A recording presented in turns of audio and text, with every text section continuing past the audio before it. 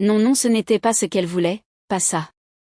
Mais sa bouche était sèche, elle ne pouvait pas parler, elle ne pouvait pas bouger, elle restait juste là à regarder la sirène se pencher, ramasser le bébé doucement et le prendre dans ses bras. Elle berça l'enfant tendrement, puis elle se retourna et commença à repartir vers l'eau.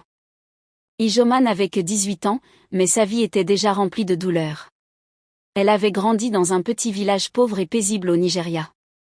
Quand elle était encore une toute petite fille, ses parents étaient morts dans un accident de voiture. C'était le pire jour de sa vie.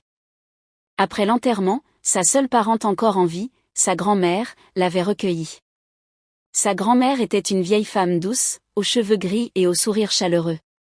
Même si elle n'avait presque rien, elle faisait toujours en sorte qu'Ijoma ait quelque chose à manger, même si ce n'était qu'un peu de gari et de l'eau. Elle vivait dans une petite maison en terre battue avec une seule pièce. Le toit fuyait quand il pleuvait.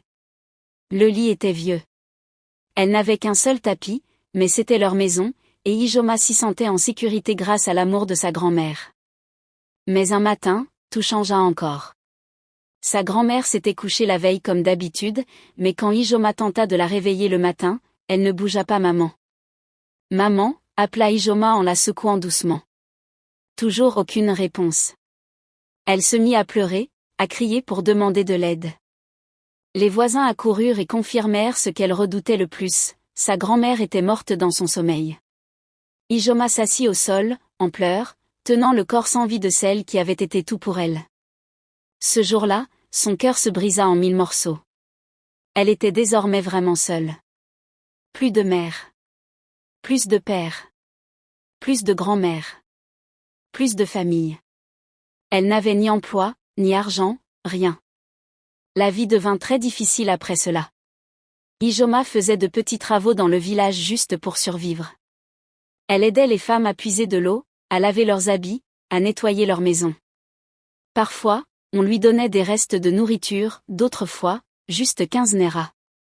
Mais elle ne se plaignait pas. Elle utilisait les quelques pièces pour acheter un sachet d'eau ou une poignée de gari. Certains jours, elle ne mangeait rien du tout. Puis elle rencontra Ebuka. Ebuka était un garçon d'un village voisin.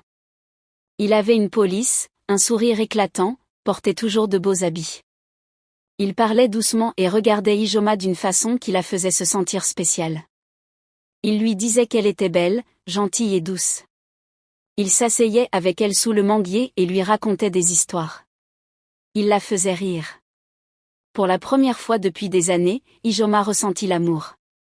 Une nuit, il lui prit la main et lui dit « Je t'aime, Ijoma. Je veux t'épouser un jour. » Elle le crut. Cette nuit-là, elle lui donna son cœur, et aussi son corps. Mais quelques semaines plus tard, Ijoma commença à se sentir étrange. Elle était toujours fatiguée, étourdie, et ses règles avaient cessé. Elle se rendit au centre de santé local, et l'infirmière lui annonça qu'elle était enceinte. Ses jambes tremblèrent, ses yeux se remplirent de larmes. Elle courut annoncer la nouvelle à Ebuka, mais il n'était plus le même. « Comment ça, tu es enceinte ?» demanda-t-il avec un visage fermé. « C'est ton enfant, » dit Ijoma en tenant son ventre. « S'il te plaît, on peut l'élever ensemble. » Ebuka éclata de rire froidement. « Moi, élever quoi ? Je ne veux pas de ce bébé. C'est ton problème, pas le mien. » Le cœur d'Ijoma s'effondra. « Mais tu m'as dit que tu m'aimais. » J'ai dit ce que je devais dire, répondit-il. Ne m'appelle plus jamais. Il tourna les talons et ne revint plus. Ijoma resta là, en larmes, perdue, brisée. Dans le village, les gens commencèrent à parler. Certains se moquaient d'elle, d'autres l'insultaient. Quelques femmes disaient à leurs filles de ne pas s'approcher d'elle. Elle resta enfermée la plupart du temps. Son ventre grossit. Ses vêtements ne lui allaient plus, mais elle n'avait pas d'argent pour des habits de maternité. Elle utilisait de vieux pagnes attachés à la taille. Elle accoucha seule dans sa hutte. Il n'y avait ni infirmière ni accoucheuse. Juste elle. Elle coupa le cordon elle-même avec une lame rouillée. Quand le bébé pleura, Ijoma pleura aussi. Elle nomma sa fille Muna, ce qui signifie grâce. Muna n'avait ni lit ni jouet, ni couverture douce. Elle dormait à côté de sa mère sur un tapis fin. Chaque jour, Ijoma luttait pour nourrir les deux. Parfois, elle donnait à Muna une bouillie très liquide, et elle-même ne buvait que de l'eau. Ses os ressortaient. Ses vêtements étaient en lambeaux. Pourtant, elle continuait à se battre. Mais les mois passèrent, et les choses empirèrent. Muna avait 6 mois, et elle pleurait tout le temps de faim. Ijoma n'avait plus de lait à lui donner parce qu'elle ne mangeait presque plus. Elle était faible, sa tête lui faisait mal, son corps menaçait de s'écrouler. Un matin, avant que le soleil ne se lève, Ijoma fit quelque chose qu'elle n'aurait jamais imaginé faire. Elle attacha Muna sur son dos et marcha silencieusement jusqu'à la rivière. Elle posa son bébé doucement au bord de l'eau. Elle l'embrassa sur le front. Le bébé pleurait encore. Ijoma ne pouvait pas la regarder dans les yeux. Elle s'éloigna derrière un arbre et s'y cacha, observant, le cœur battant fort. « Je n'en peux plus, murmura-t-elle. Peut-être que quelqu'un la trouvera et s'occupera d'elle. » Les minutes passèrent. Personne ne vint. La rivière était calme. Les oiseaux chantaient doucement. Le vent soufflait léger. Puis, soudainement, quelque chose d'étrange se produisit. Le bébé arrêta de pleurer. Ijoma regarda. Elle n'en croyait pas ses yeux. Une sirène s'élevait lentement hors de l'eau. Sa peau brillait comme de l'or. Ses cheveux étaient longs et lisses. Ses yeux brillaient comme des étoiles. Elle portait une robe faite d'eau ondoyante et de coquillages. Elle ressemblait à une déesse. Muna ne pleurait plus. Elle souriait à la sirène. La bouche d'Ijoma s'ouvrit de stupeur. Son corps resta figé. La sirène regarda le bébé et lui sourit. Elle s'approcha. Ijoma murmura pour elle-même, « Non, non, ce n'est pas ce que je voulais. » Pas ça. Mais sa bouche était sèche. Elle ne pouvait pas parler. Elle ne pouvait pas bouger. Elle resta juste là, regardant la sirène se pencher, prendre Muna doucement dans ses bras et la bercer tendrement. Puis la sirène se retourna et commença à retourner vers l'eau. Ijoma voulait crier, courir, l'arrêter, mais ses pieds refusaient de bouger. La sirène entra lentement dans la rivière, toujours en tenant Muna, puis elle disparut. Partie. Ijoma courut au bord de la rivière en criant, « mon bébé, s'il te plaît, ramène-la-moi. » Mais c'était trop tard. L'eau était redevenue calme, comme si rien ne s'était passé. Elle tomba au sol, les mains sur la tête, le visage noyé de larmes. Elle venait de perdre son enfant, pas à cause d'un voleur, ni à cause d'une maladie, mais à cause de quelque chose qui n'était pas humain. Et maintenant, son âme était vide. La sirène nageait plus profondément, tenant Muna contre sa poitrine. L'eau autour d'elle était sombre au début, mais peu à peu elle s'illumina de lueurs étranges et magnifiques. Des plantes brillantes flottaient doucement, des poissons multicolores passaient autour d'elle, des pierres luisantes tapissaient le fond. La plupart des humains auraient cru qu'un bébé ne pouvait pas respirer sous l'eau, mais Muna ne pleurait pas, elle ne semblait pas effrayée. Au contraire, elle souriait, paisible, comme si elle appartenait déjà à ce monde. La sirène qui l'avait prise s'appelait Shizom. Elle regarda le bébé et sourit aussi. Elle l'atteint plus fort contre elle et murmura doucement, « Tu es spécial, si spécial. » Shizom nageait rapidement, ses longs cheveux flottant derrière elle, sa queue argentée scintillant à chaque mouvement. Elle traversa les rues sous-marines où se dressaient des maisons en coquillages, des jardins de corail, des roches bleues qui brillaient comme des pierres précieuses. C'était un monde que les humains n'auraient jamais pu imaginer.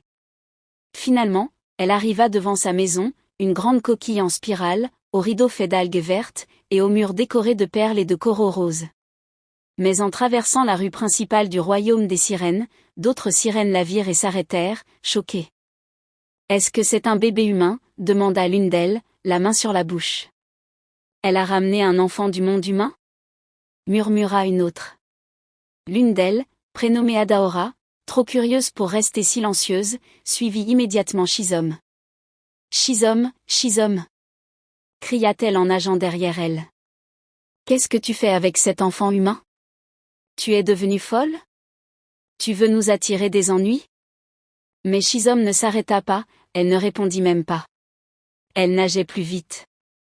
Adaora la poursuivit jusqu'à sa maison, mais dès que Shizom entra, elle claqua la porte et la verrouilla solidement.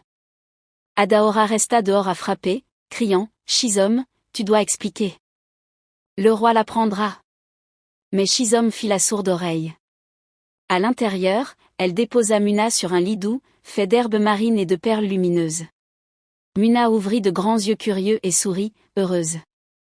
Shizome s'assit à côté d'elle, les yeux brillants de joie. « Je m'appelle Shizome, » murmura-t-elle en caressant les petits doigts de l'enfant, « et je ne sais pas pourquoi, mais j'ai l'impression que j'étais destinée à te trouver. » Elle chatouilla le ventre de Muna, qui éclata de rire. Shizome rit aussi. Elle n'avait pas ressenti une telle joie depuis longtemps.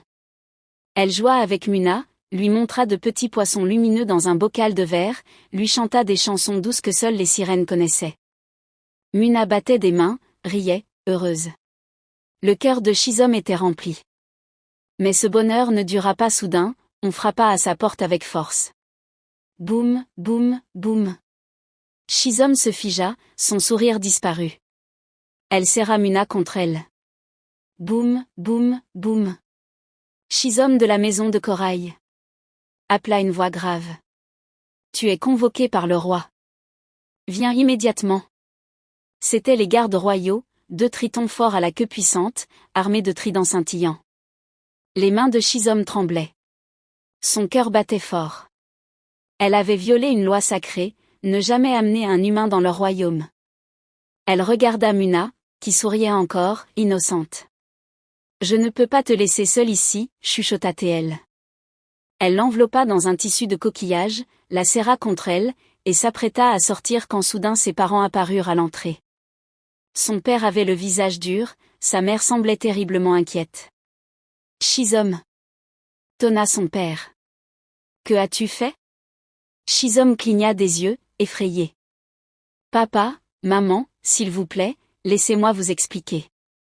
Sa mère s'avança, les yeux pleins de peur. Tu as amené un bébé humain ici? Veux-tu attirer une malédiction sur nous? Son père montra du doigt Muna. Sais-tu ce que cela signifie? Tu as enfreint nos lois. Si le roi se met en colère, il pourrait punir toute notre famille. C'est juste un bébé, s'écria Shizome. Elle était abandonnée. Elle m'a souri. Je ne pouvais pas la laisser seule. Sa mère s'approcha. Tu as un cœur généreux, ma fille, mais parfois la gentillesse peut attirer le malheur.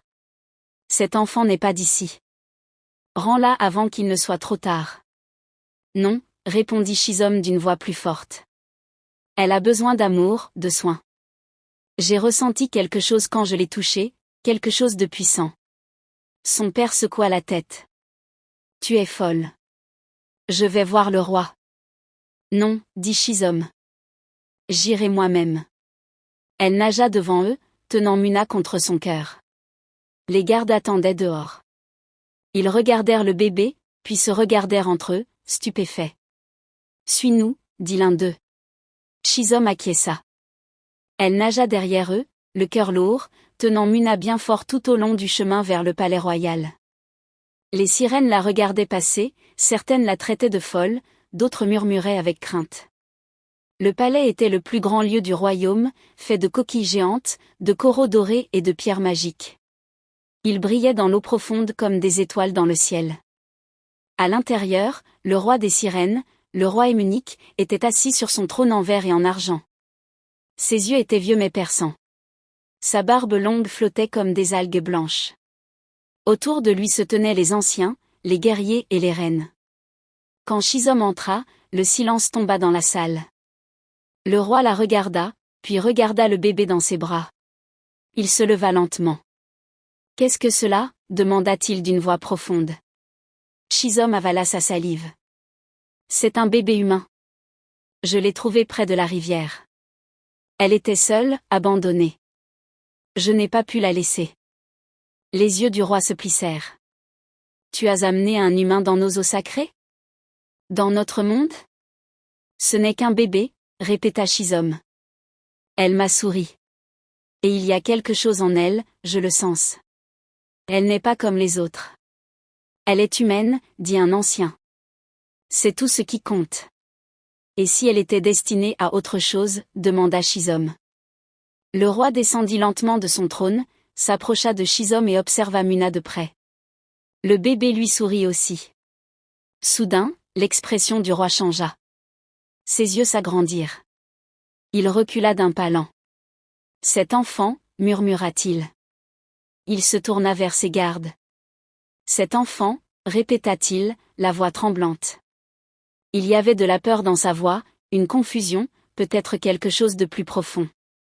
Il regarda à nouveau le bébé, puis Shizom, puis se retourna brusquement. « Ramenez cet enfant à la surface, ordonna-t-il d'une voix ferme. Qu'elle soit rendue au monde des humains immédiatement. » Le cœur de Shizom tomba. Elle serra Muna plus fort. « Non, je vous en supplie, murmura-t-elle. » Mais le roi ne la regarda même pas. « Raccompagnez-la jusqu'à la rive, ordonna-t-il aux gardes. Qu'elle laisse le bébé. » 2 tritons avancèrent et firent signe à Shizom d'avancer. Elle les regarda, impuissante, puis baissa les yeux vers Muna. Le bébé souriait toujours, calme, innocente, inconsciente de ce qui se passait. Shizom n'avait pas le choix. Elle tourna lentement le dos au trône et entreprit le douloureux voyage vers la surface. Les gardes la suivaient de près, surveillant chacun de ses mouvements. Dans la ville, les sirènes et tritons les observaient en silence. Certains semblaient tristes, d'autres craintifs. Personne n'osa parler. Enfin, Shizom arriva à la rivière. Le soleil s'était levé doucement, éclairant la surface d'une lumière dorée. L'air était frais, les oiseaux chantaient dans les arbres. Mais la rive était vide. Ijoma était déjà parti. Shizom posa Muna sur un tapis d'herbe sèche près de l'eau. Dès qu'elle recula, Muna se mit à pleurer. Son cri brisa le cœur de Shizom. Le bébé tendait ses bras vers elle, hurlant plus fort. Elle la voulait. Elle ne voulait pas être abandonnée. Shizom resta immobile, les yeux pleins de larmes. « Ne pleure pas, chuchota-t-elle. » Les gardes parlèrent fermement. « C'est fini, allons-y. Tu as obéi au roi. » Mais Shizom ne bougea pas. Elle regarda Muna encore une fois. Le visage du bébé était rouge, ses mains cherchaient à l'attraper, ses pleurs devenaient plus aigus. Shizom sentit une douleur dans sa poitrine qu'elle n'avait jamais ressentie auparavant. « Je ne peux pas la laisser, » dit-elle doucement. « Shizom, ne fais pas ça, » avertit un des gardes. Mais c'était trop tard. Shizom plongea en avant, ramassa Muna dans ses bras, et avec un grand splash, elle retourna dans la rivière.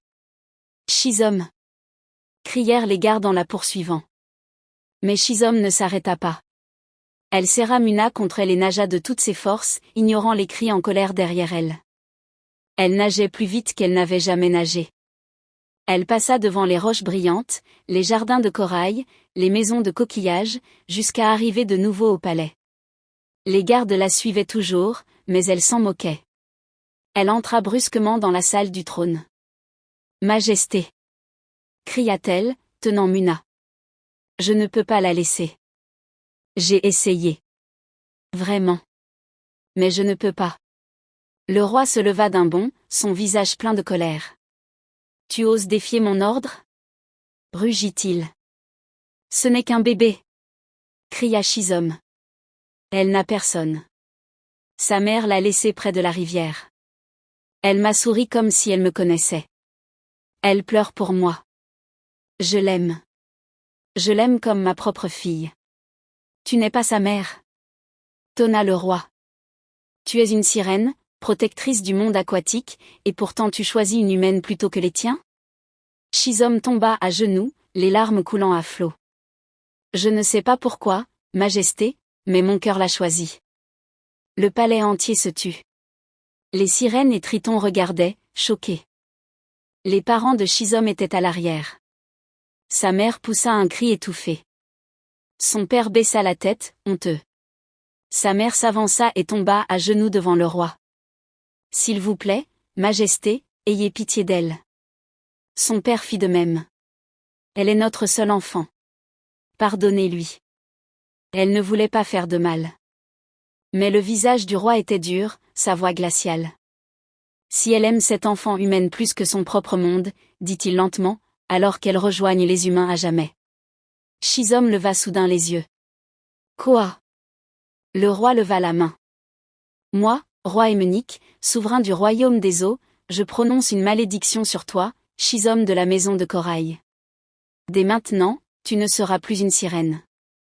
Tu sortiras de ces eaux comme une humaine, sans jamais pouvoir y revenir. Tu es banni pour toujours. » Un cri de stupeur s'éleva dans la salle. « Non. » pleura la mère de Shizom. « Je vous en prie, Majesté. » supplia son père. « C'est trop cruel. » Mais le roi avait pris sa décision. Il leur tourna le dos. « Raccompagnez-la dehors, » ordonna-t-il. Le cœur de Shizom s'effondra. Elle voulut parler, mais aucun mot ne sortit. Les gardes s'approchèrent, prirent doucement ses bras. Une dernière fois, elle regarda autour d'elle, les visages qu'elle avait connus, la beauté scintillante du monde sous-marin qu'elle avait toujours appelé maison. Puis elle regarda Muna, toujours calme dans ses bras, la regardant avec une confiance profonde. Shizom la serra contre elle, et lentement, elles remontèrent vers la surface. Quand elles atteignirent la rive, un vent étrange souffla. La queue argentée de Shizom commença à briller. Sa peau changea. Ses longs cheveux flottants tombèrent. Sa queue se divisa en 2 longues jambes. Ses écailles disparurent. Elle se tint debout sur des pieds humains, Muna dans les bras. Elle n'était plus une sirène. Elle était désormais une jeune fille humaine, belle, la peau éclatante sous la lumière du matin, les joues mouillées de larmes, un bébé dans les bras. Elle regarda autour d'elle, la rive vide, perdue et confuse. Elle n'avait nulle part où aller, nulle part où dormir, personne qui l'attendait. Shizom, autrefois la sirène la plus gracieuse du royaume, n'était plus qu'une jeune fille avec un bébé. Et sa nouvelle vie venait tout juste de commencer. Shizom restait là, au bord de la rivière, tenant Muna dans ses bras, les larmes roulant sur ses joues, son regard perdu dans les ondulations de l'eau qu'elle ne reverrait plus jamais. Son monde avait disparu, son palais, ses amis, ses parents, tout ce qu'elle avait connu avait coulé sous la surface comme un rêve brisé. Elle regarda le visage paisible de Muna, qui dormait calmement contre sa poitrine, inconsciente du sacrifice que Shizom venait de faire pour elle.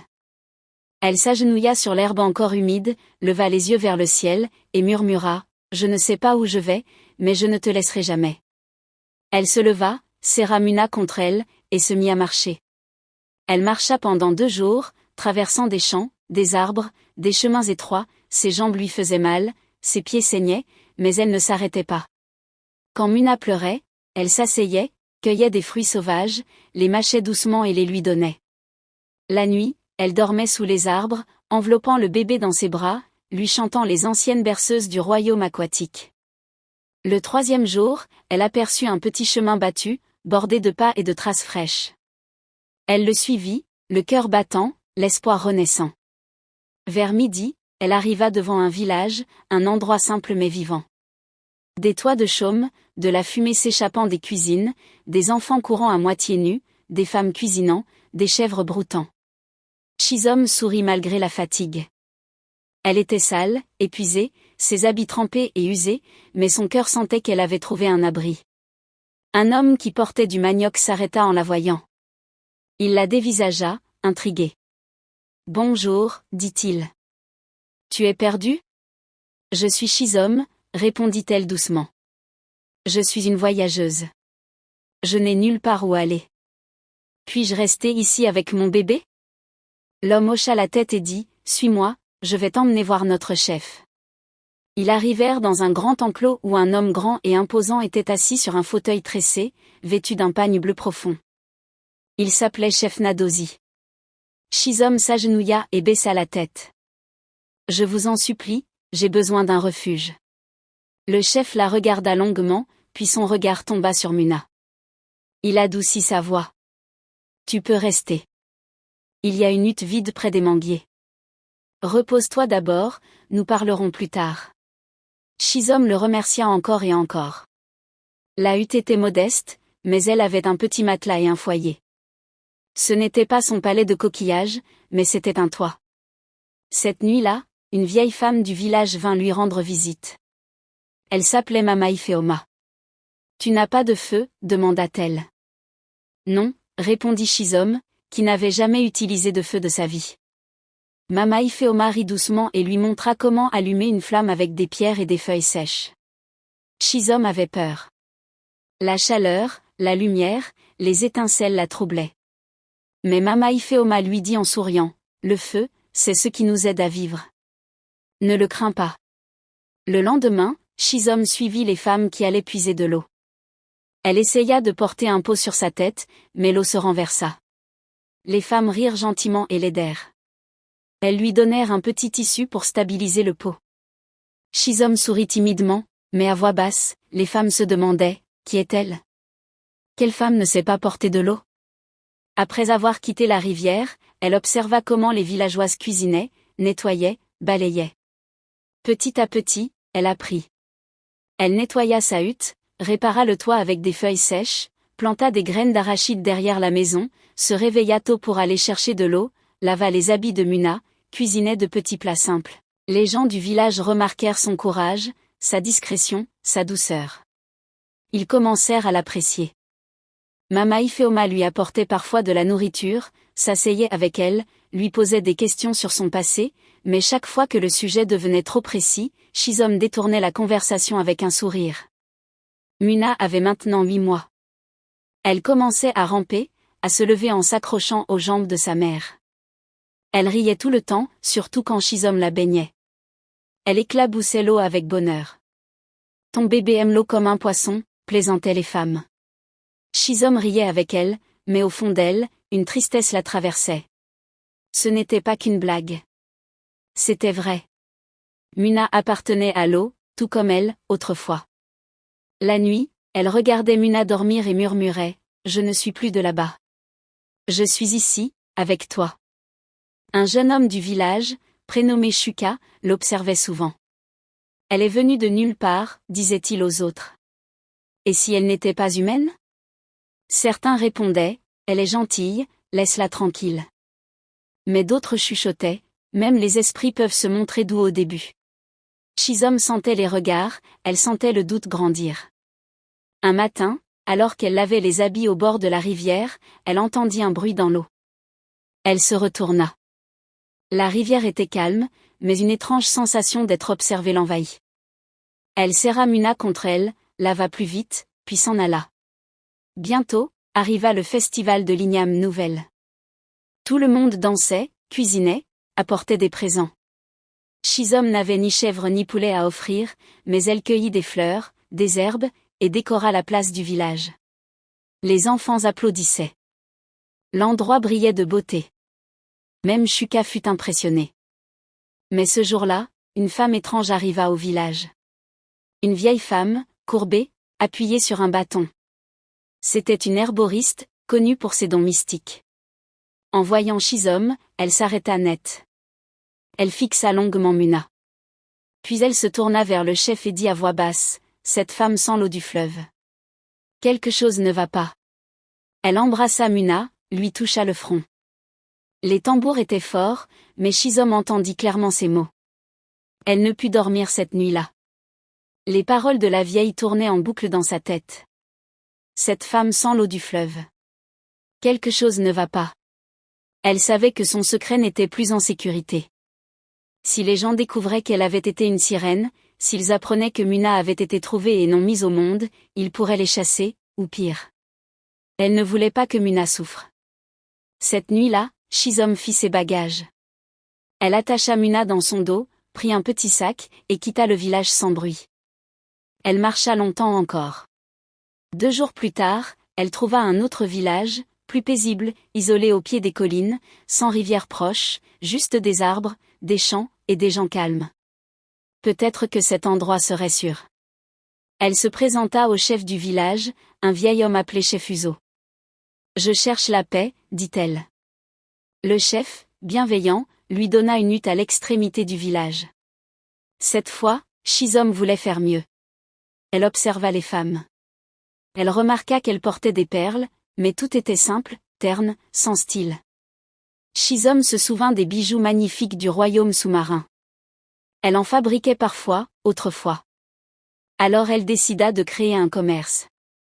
Elle cueillit des graines, ramassa des coquillages, des pierres colorées, utilisa du fil, des os de poisson, du cuir. Elle confectionna des colliers, des boucles, des ceintures de taille. Les premières femmes qui les portèrent attirèrent l'admiration. D'autres vinrent. Son abri devint une boutique. Les gens de villages voisins venaient. Shizom devint riche. Elle acheta un terrain, construisit une grande maison, employa des aides. Certains l'appelaient Madame Shizo, d'autres la Reine des Perles. Muna grandissait. Elle avait maintenant 4 ans, des yeux brillants, un sourire éclatant. Elle aidait sa mère à ranger les perles, à accueillir les invités. Tout le monde l'aimait. Et Shizom l'appelait désormais Amara. Elle est mon cadeau du fleuve, disait-elle quand on lui demandait pourquoi elle ne ressemblait à personne. Personne ne connaissait la vérité. Jusqu'au jour où une jeune femme maigre et fatiguée vint frapper à sa porte pour chercher du travail. « Je m'appelle Ijoma, dit-elle. Je peux balayer, cuisiner, faire la lessive. » Shizom la regarda avec compassion. « Tu peux rester. Tu travailleras avec les autres en cuisine. » Ijoma s'inclina. « Merci, madame. » Et ainsi, la vraie mère de Muna, la même femme qui l'avait abandonnée au bord de l'eau, se retrouva à travailler dans la maison où vivait sa propre fille. Mais aucune des deux ne savait la vérité. Shizom ignorait qu'Ijoma était la mère de Muna. Ijoma ne savait pas que sa fille était vivante, élevée par celle qu'elle appelait maintenant madame. Muna, qu'on appelait désormais Amara, l'appelait simplement Tata Ijoma, comme elle appelait les autres domestiques. Mais le destin, toujours à l'écoute, n'avait pas encore dit son dernier mot.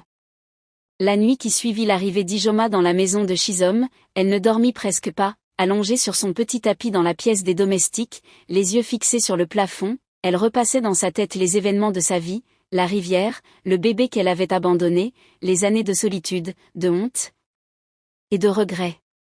Elle se réveilla encore plus tôt que d'habitude ce matin-là, et lorsqu'elle vit la petite Amara jouer dans la cour, une sensation étrange la traversa. Elle resta à l'écart, les yeux posés sur la fillette qui riait en lançant de petites pierres en l'air. Son cœur se serra. Cet enfant ressemblait tellement à elle, à son propre visage sur les rares photos que sa grand-mère gardait autrefois. Elle sentit ses jambes trembler. Amara courut vers elle et cria « Tata Ijoma !» en se jetant dans ses bras. Ijoma la serra très fort. Trop fort. « Pourquoi tes yeux sont rouges, Tata ?» demanda l'enfant en levant la tête. Ijoma sourit faiblement et répondit « C'est la poussière, ma chérie. » Puis elle l'embrassa sur la joue. Ce jour-là, pendant qu'elle préparait le repas avec les autres domestiques, son esprit était ailleurs. Elle observait discrètement Amara tout en se demandant si c'était possible. Et si c'était elle? Plus tard dans la soirée, alors que tout le monde dormait, Ijoma sortit discrètement de sa chambre et alla doucement vers la pièce d'Amara. La fillette était réveillée, assise sur son lit avec sa poupée. « Tata Ijoma » chuchota-t-elle, « tu veux me raconter une histoire ?» Ijoma s'assit doucement à côté d'elle et prit sa petite main. « Je veux te raconter une histoire, oui, une histoire vraie. Il était une fois une jeune fille très pauvre, continua-t-elle, qui vivait seule avec sa grand-mère après avoir perdu ses parents dans un accident.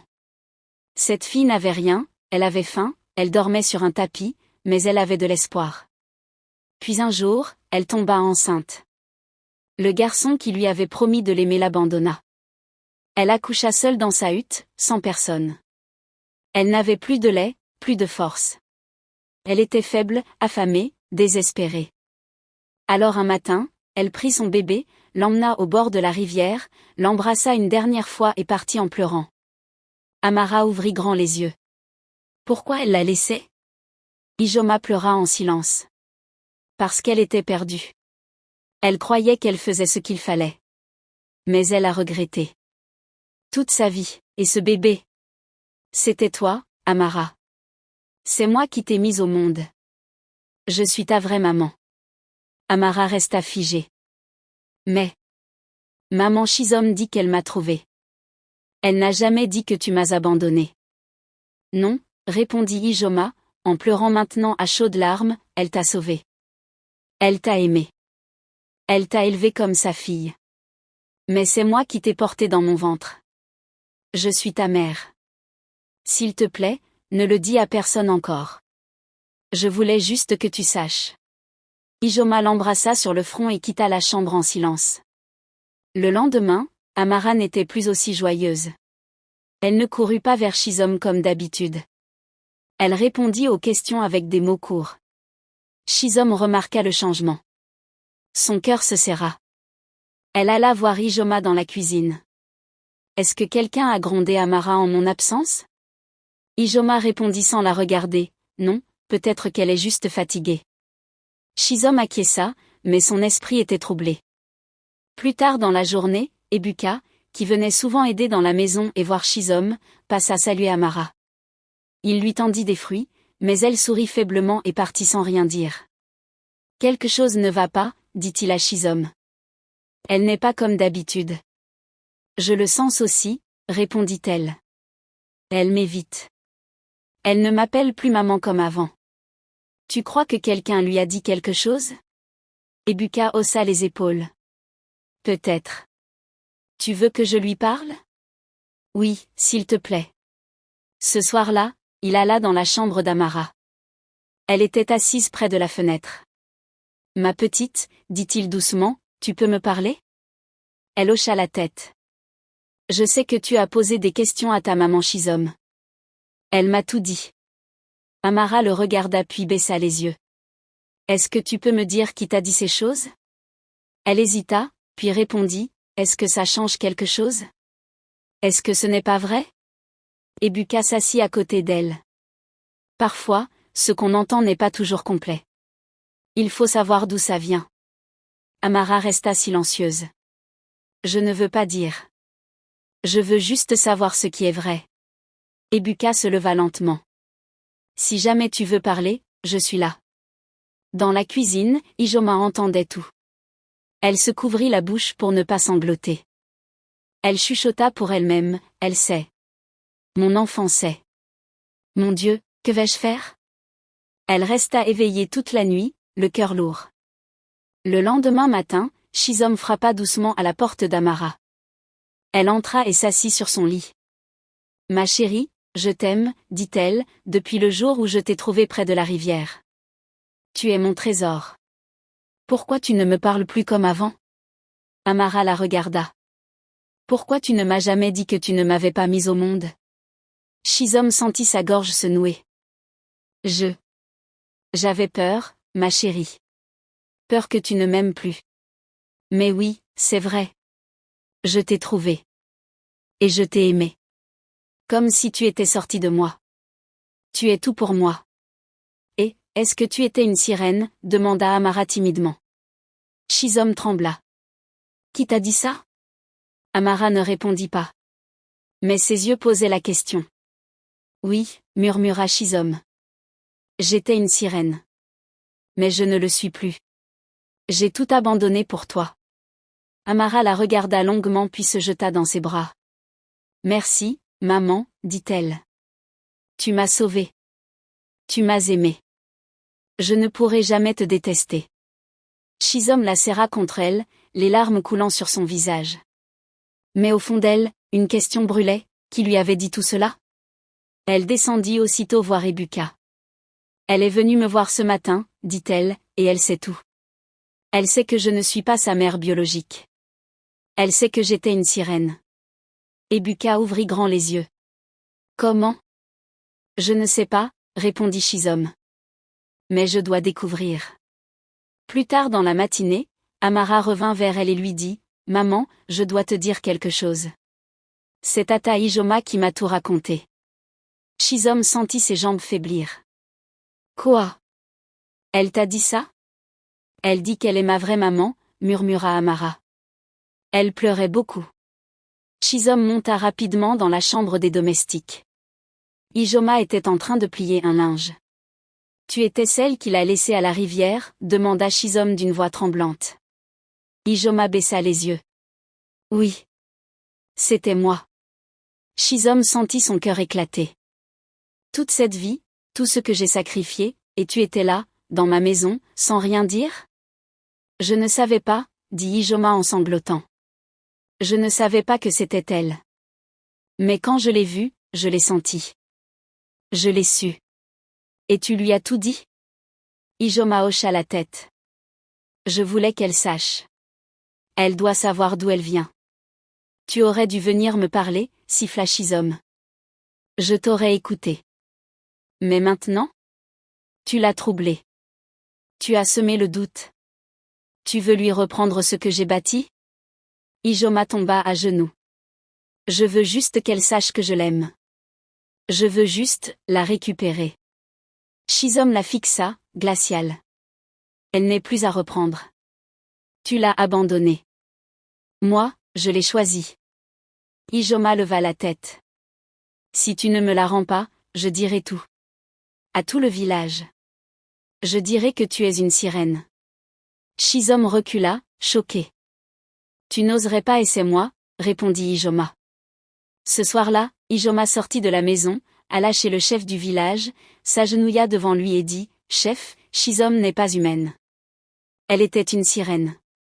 Elle est venue du fleuve. C'est ainsi qu'elle est devenue riche. » Le chef, stupéfait, la regarda longtemps. Des villageois qui étaient là commencèrent à murmurer. Le chef appela 2 gardes. Allez chercher Shizom. Chez elle, 2 hommes frappèrent à la porte. Madame Shizom, vous êtes convoquée immédiatement. Amara la regarda, effrayée. Maman, que vont-ils te faire? Je ne sais pas, ma chérie, mais je dois y aller. Elle prit la main de sa fille, suivit les gardes. Le chef l'attendait, entouré de nombreux villageois. Shizom, dit-il d'une voix grave, on t'accuse d'avoir été une créature de l'eau. Est-ce vrai? Shizom inspira profondément. Oui. C'est vrai. Des cris de surprise fusèrent. Mais je ne suis plus celle que j'étais. J'ai tout laissé derrière. J'ai choisi l'amour. J'ai choisi d'élever une enfant abandonnée. Elle pointa à Amara. Je l'ai trouvée au bord de l'eau. Et je l'ai aimée. Le chef la regarda longuement. Tu es une bonne femme. Mais ton passé effraie les gens.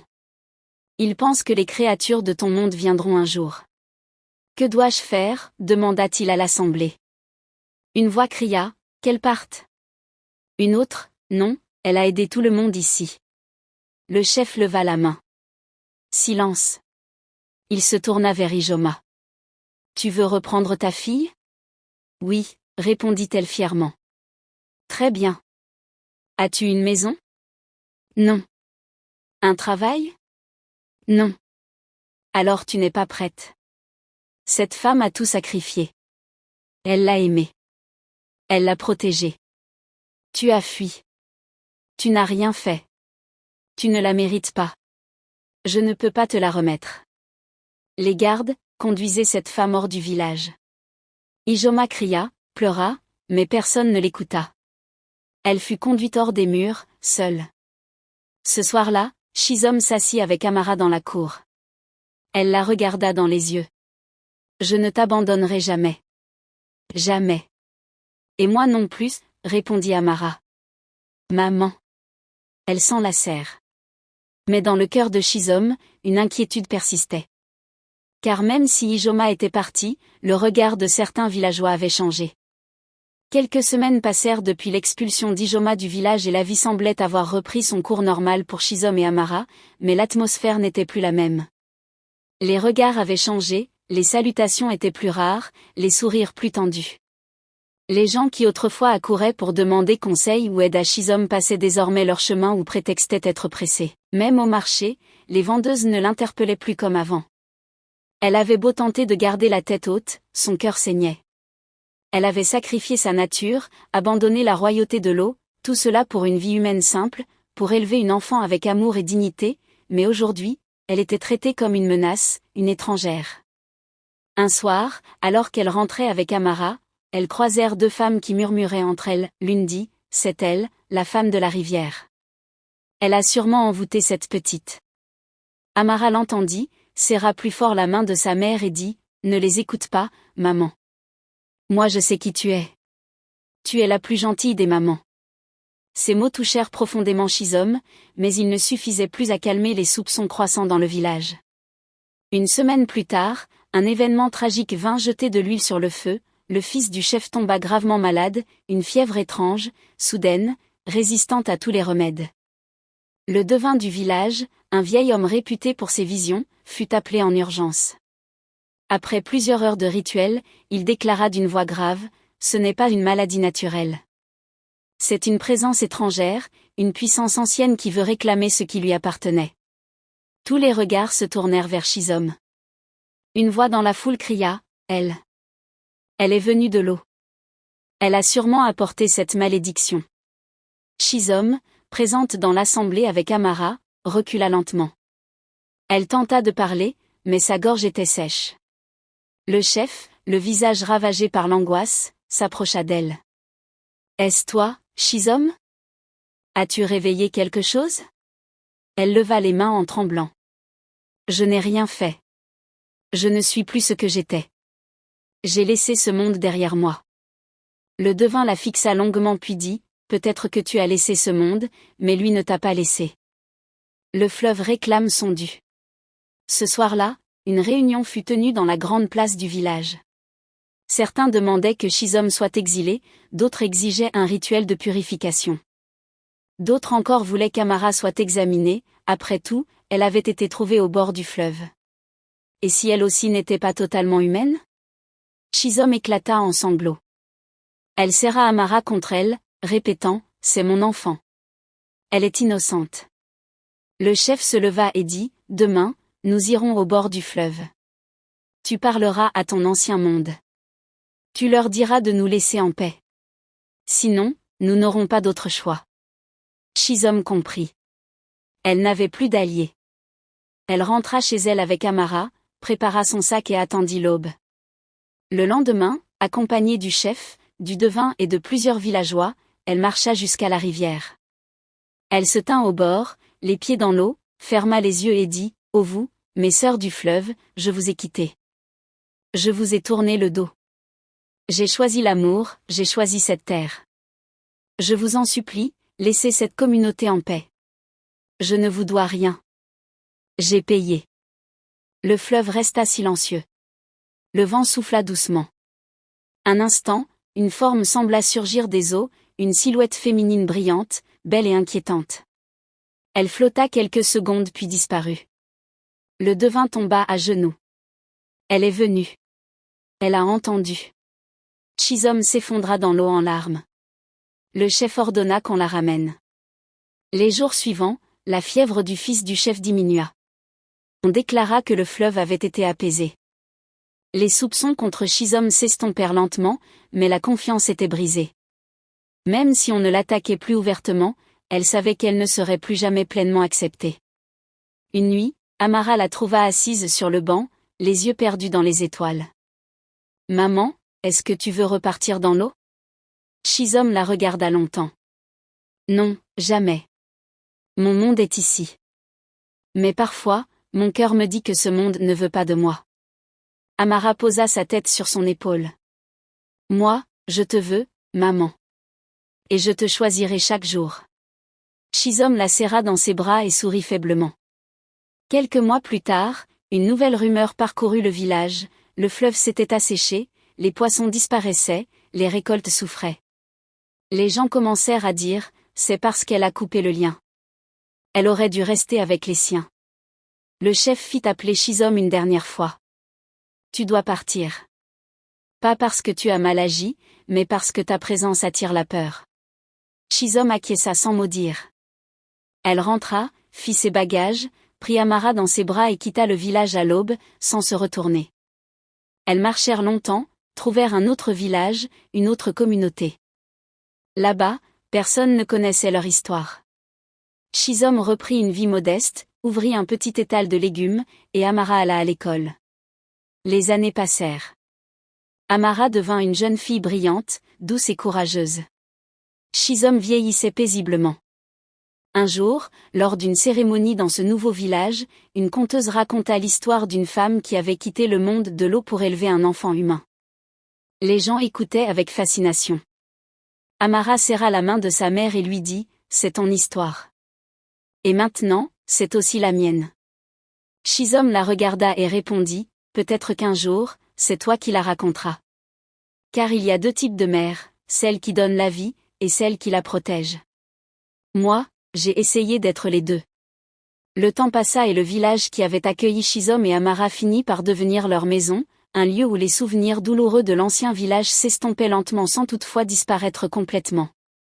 Shizom vieillissait avec grâce, ses cheveux grisonnaient, ses mains devenaient plus lentes, mais son regard restait vif et sa sagesse attirait le respect. Elle ne parlait jamais de son passé à voix haute, mais parfois, au bord du feu, lorsque la nuit tombait et que le silence s'installait, Amara lui posait des questions, et Shizom répondait par des silences lourds de sens ou des phrases courtes qui laissaient deviner l'ampleur de son vécu. Amara, quant à elle, grandissait, devenait une jeune femme belle et instruite. Grâce à l'argent que Shizom gagnait à son étal et à l'aide de quelques femmes du village, elle put terminer ses études et entra dans un petit institut de formation. Elle rêvait de devenir enseignante, de partager le savoir, de guider les plus jeunes comme sa mère l'avait guidée. Un matin, alors que Shizom était allongée dans son lit, fiévreuse, Amara s'approcha et posa une serviette fraîche sur son front. « Maman, tu dois te reposer, murmura-t-elle. Shizom ouvrit faiblement les yeux. « Mon enfant, je suis fière de toi. Si un jour je ne suis plus là, promets-moi de ne jamais cesser d'aimer, même quand on te rejettera, même quand la douleur semblera trop forte. L'amour est plus puissant que l'eau des mers. » Amara retint ses larmes et hocha la tête. Ce soir-là, elle sortit dans la cour, leva les yeux vers les étoiles et chuchota « Merci. Merci de ne pas m'avoir abandonnée. » Le lendemain, Shizom alla un peu mieux. Elle se leva et sortit marcher, accompagnée de sa fille. Le vent soufflait doucement dans les palmiers. Soudain, une femme étrangère arriva au village. Elle semblait venir de loin, sa peau était brûlée par le soleil, ses habits poussiéreux. Elle demanda à voir Shizom. On l'amena jusqu'à elle. « Tu es bien celle qu'on appelait la femme du fleuve ?» demanda-t-elle d'une voix grave. Shizom ne répondit pas tout de suite. « Qui le demande ?»« Moi, » répondit-elle, « je m'appelle Nkem. Mon mari a été emporté par le fleuve il y a 20 ans. On m'a dit qu'une femme avait fui ce monde et qu'elle avait trouvé refuge ici. Je suis venue chercher des réponses. » Shizom la fixa longuement. « Ton mari, comment s'appelait-il ?» Emeka, dit la femme. Shizom sentit son cœur s'arrêter. Emeka avait été le nom de celui qui, autrefois, l'avait trahi et abandonné. Le père d'Amara. Elle sentit ses jambes trembler. Il est mort? Nkem hocha la tête. Il a disparu un matin. Certains disent qu'il a voulu fuir ses responsabilités. D'autres disent que le fleuve l'a repris. Moi, je veux juste savoir s'il a souffert. Shizom baissa les yeux. Il a souffert. Oui. Mais il a fait souffrir aussi. Nkem sembla comprendre. Elle regarda Amara, puis regarda Shizom. Est-ce que c'est? Shizom fit un pas en arrière. Non. Elle est mienne. Mienne seule. Et si tu cherches à semer le trouble, je te le dis, tu perdras. Nkem sourit tristement. Je ne suis pas venue pour ça. Je voulais juste comprendre. Puis elle tourna les talons et disparut aussi vite qu'elle était venue. Les jours suivants, Shizom resta silencieuse. Elle savait que le passé, même enfoui, finissait toujours par refaire surface. Elle réunit Amara et lui raconta enfin toute l'histoire. La rivière, la grossesse, la trahison, l'abandon, le sacrifice, le miracle. Amara pleura longuement. Tu as tellement souffert, maman. Mais je suis là. Je suis avec toi. Et je ne partirai jamais. Shizom la serra fort contre elle.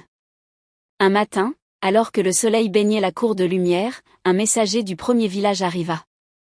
Il portait une lettre du chef. Le village allait organiser une cérémonie pour honorer les anciens. Shizom y était invitée. D'abord, elle voulut refuser.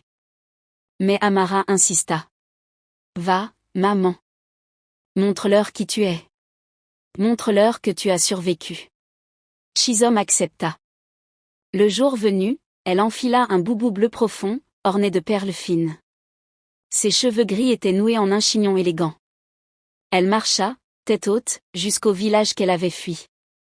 À son arrivée, certains chuchotèrent, d'autres détournèrent les yeux. Mais le chef s'avança et dit, « Shizom, tu es revenu. Et malgré tout ce qui s'est passé, tu es resté digne. Nous t'honorons aujourd'hui. Les tambours résonnèrent. Une danse fut lancée. Des femmes chantèrent. Shizom resta debout, immobile. Puis elle leva les bras et dit, « Je vous pardonne. Pas parce que vous le méritez, mais parce que je mérite la paix. » Elle tourna les talons, repartit, sans attendre les acclamations. Ce soir-là, de retour chez elle, elle sourit à Amara. « Mon voyage est fini. Maintenant, c'est à toi de marcher. » Amara l'embrassa. « Je marcherai, maman. Et je raconterai ton histoire. À mes enfants, et aux enfants de mes enfants. » Et c'est ainsi que l'histoire d'une femme rejetée par les hommes, mais choisie par le fleuve, devint une légende transmise de génération en génération. Non pas parce qu'elle avait été une sirène, mais parce qu'elle avait choisi d'être une mère. Une vraie. Une mère qui aime sans condition, qui protège jusqu'au bout, qui donne tout sans rien attendre. Et cela, même les eaux les plus puissantes du monde ne peuvent l'effacer. Si cette histoire t'a touché, abonne-toi à la chaîne dès maintenant pour ne manquer aucune de nos prochaines histoires africaines puissantes, pleines d'émotions, de leçons et de rebondissements. Like, commente pour partager ton ressenti, et surtout, partage cette vidéo autour de toi. Fais vivre ces récits, car chaque histoire peut changer une vie.